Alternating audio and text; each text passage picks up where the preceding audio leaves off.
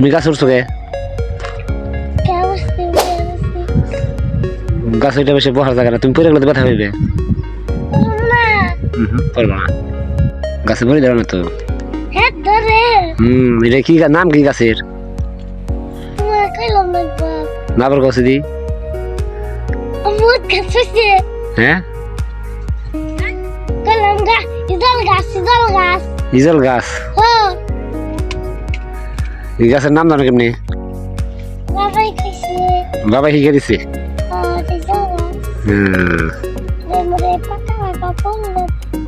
পাকা পাকা ফল ধরে, ফুল।